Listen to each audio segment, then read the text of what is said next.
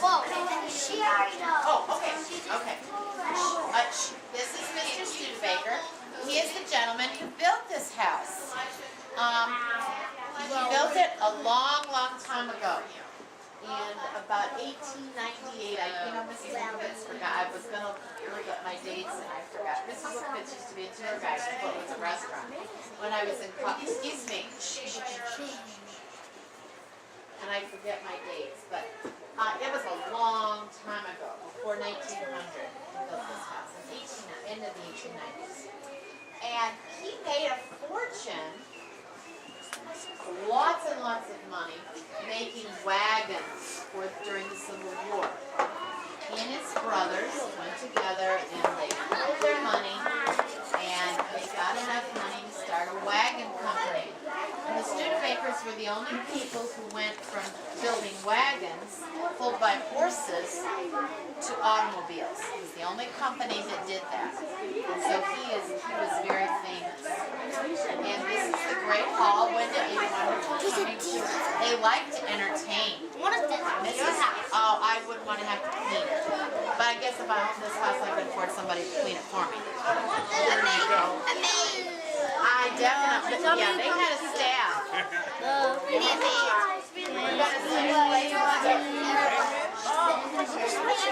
You're my buddy. Go ahead. I'll be right behind you.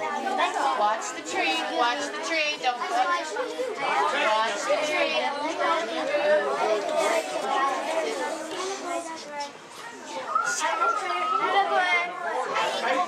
Stuff over here. Your mom, she works. I wish I could take a picture.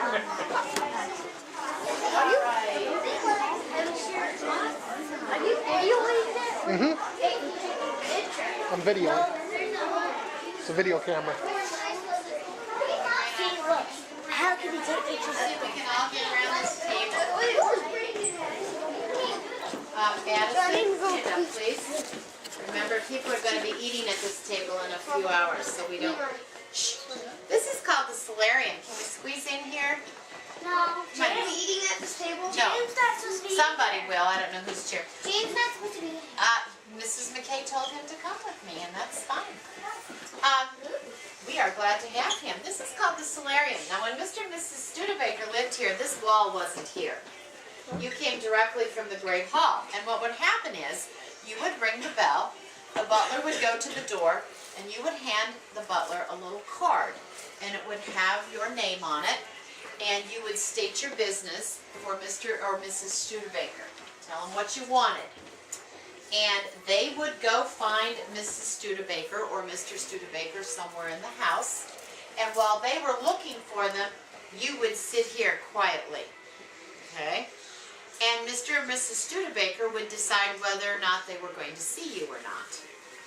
And if they said yes, they would come down and they would meet you. Or the butler would say, Mr. Studebaker will see you in his office, or Mrs. Studebaker will see you in the dining room, or the drawing room, or wherever she was going to meet you. Is there maids here?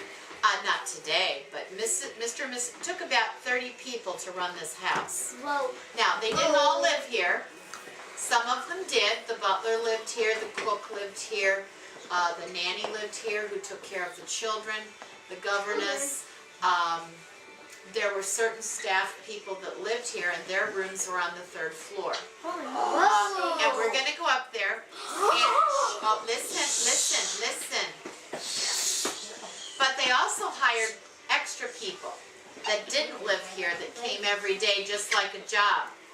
And if they had a big party, they would hire lots of people, because it would take a lot of people for catering and orchestra and all those kinds of things. Now, the one neat thing, I love this part.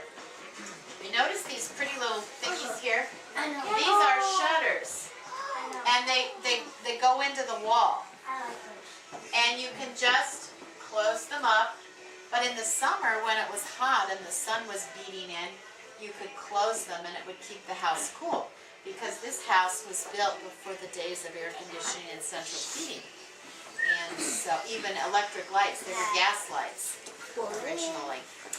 Okay, now when you go, we're going to kind of turn around and, oh, look at the pretty tile floor. All these tiles,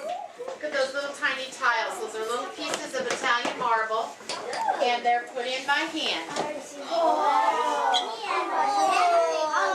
I have no idea, but it was. And look at all the pretty woodwork. Now, when you go out into the drawing room, I want you to stand so you're facing that big picture. Look at the nice chandelier.